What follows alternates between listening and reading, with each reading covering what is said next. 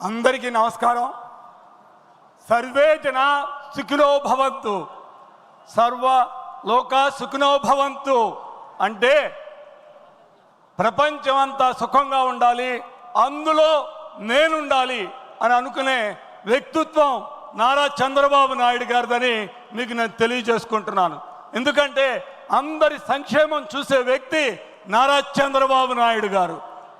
ఇవాళ ఈ మహానాడు వేదిక మీద నాకు మాట్లాడే అవకాశం ఇచ్చినటువంటి జాతీయ పార్టీ అధ్యక్షులు పూజ్యులు నారా చంద్రబాబు నాయుడు గారికి, అదేవిధంగా యువగళంతో ప్రజా ఉద్యమం నడిపించి విజయ పందాలో నడిపించినటువంటి వ్యక్తి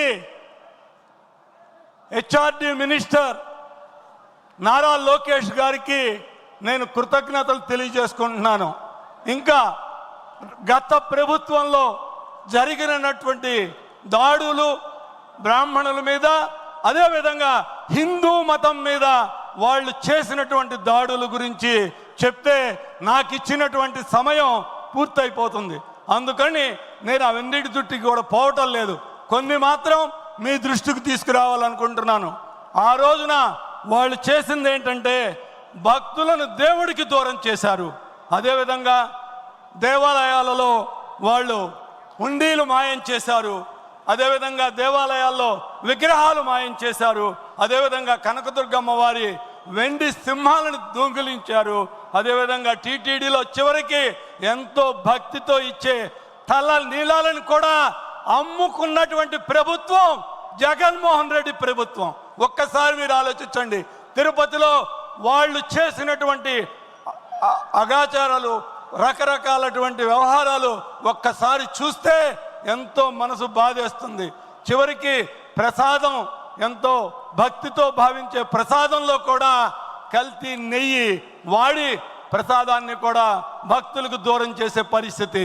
ఇలాంటివన్నీ గత ప్రభుత్వంలో చేసినటువంటి సందర్భాలు మనం చూస్తూనే ఉన్నాం. కానీ ఇవాళ నారా చంద్రబాబు నాయుడు గారు ముఖ్యమంత్రి అయిన తర్వాత 2014-19లో ఆయన సారథ్యంలోనే ఆ రోజున బ్రాహ్మణ కార్పొరేషన్ ఏర్పాటు చేయడం జరిగింది.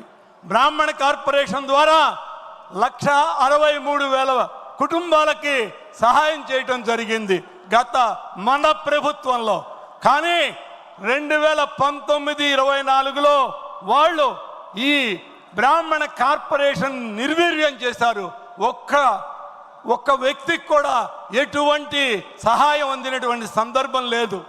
కానీ మన లోకేష్ గారు జాంపవిలో మాతో బ్రాహ్మణులతో రచ్చబండ ఏర్పాటు చేసినప్పుడు అక్కడ వాళ్ళు కోరినటువంటి కోరికలన్నింటిలో కూడా తీర్చడానికి సిద్ధపడ్డారు. దానిలో భాగంగానే వేదం చదువుకున్న వాళ్ళకి ప్రతి నెల 3,000 రూపాయలు, ఎంతో ఆర్థికంగా కష్టంగా ఉన్నా కానీ నారా చంద్రబాబు నాయుడు గారు ఈ ప్రభుత్వం వచ్చినటువంటి 2వ నెలలో నుంచే డబ్బులు వేయటం జరిగింది. అదేవిధంగా ధూపదీప నైవేద్యం కోసం 5,000 ఇచ్చే గుళ్ళలో 10,000 రూపాయలు ఇవ్వటం జరిగింది. 10 నుంచి 15,000 రూపాయలు ఇచ్చాం. ఇది కూడా అన్ని గుళ్ళకి కూడా ఇవాళ పంపడం జరుగుతుంది. ఎండోమెంట్ కోసం ఒక ఎండోమెంట్ కమిటీ వేయటం జరుగుతుంది. అదేవిధంగా ఇవాళ ఈ రాష్ట్రంలో ఆగమ శాస్త్రం అంటే దేవాలయాలలో పనిచేసే విధానంలో ఈవోలు, రకరకాల వ్యక్తులు వాళ్ళ ఆలోచనల్ని స్వాములు వచ్చి శ్రీశైలంలో రకరకాల కార్యక్రమాలు చేశారు. వాటన్నిటినీ కూడా లేకుండా ఉండటం కోసం ఆగమ శాస్త్రాలు ఏర్పాటు చేయటం, ఆగమ శాస్త్ర కమిటీని ఏర్పాటు చేయటమే నారా చంద్రబాబు నాయుడు గారి వల్లే జరిగింది. అదేవిధంగా ఇవాళ ఎండోమెంట్ కమిటీ వేస్తున్నారు. తర్వాత ప్రతి గుడిలో కూడా చిన్న గుడి నుంచి టీటీడీ దాకా కూడా ఒక బ్రాహ్మణ్ డైరెక్టర్ని వేస్తామని చెప్పారు. పూజారి కాకుండా ఇంకొక బ్రాహ్మణ్ని డైరెక్టర్గా కూడా వేస్తామన్నారు. మీ అందరికీ తెలుగుదేశం పార్టీ తరఫున ఇవాళ బ్రాహ్మణ తీర్మానం తరఫున మీకు నేను ఒకటే చెప్తున్నా, ఈ రాష్ట్రంలో బ్రాహ్మణులకి గత ప్రభుత్వంలో దొంగిలింపబడినటువంటి, ఆక్యుపై చేసినటువంటి భూములని, అదేవిధంగా వాళ్ళకి జరిగినటువంటి నష్టాలని, పూజారుల మీద, దేవాలయాల మీద జరిగిన దాడుల మీద ఎంక్వైరీ చేసి వాళ్ళందరినీ కూడా శిక్షించడానికి మా చంద్రబాబు నాయుడు గారు సిద్ధంగా ఉన్నారని, దానికి మనం అందరం సహకరించాలని కూడా మరొక్కసారి తెలియజేసుకుంటూ సెలవు తీసుకున్నాను. జై తెలుగుదేశం, జై చంద్రబాబు నాయుడు గారు, జై లోకేష్. Thank you. రాంప్రసాద్ గారికి ధన్యవాదాలు. ఇప్పుడు వైశ్యుల సంక్షేమం మీద మాట్లాడడానికి డూండి రాకేష్ గారు వైశ్యుల కార్పొరేషన్ చైర్మన్ గారిని మాట్లాడవలసిందిగా కోరుతున్నాను.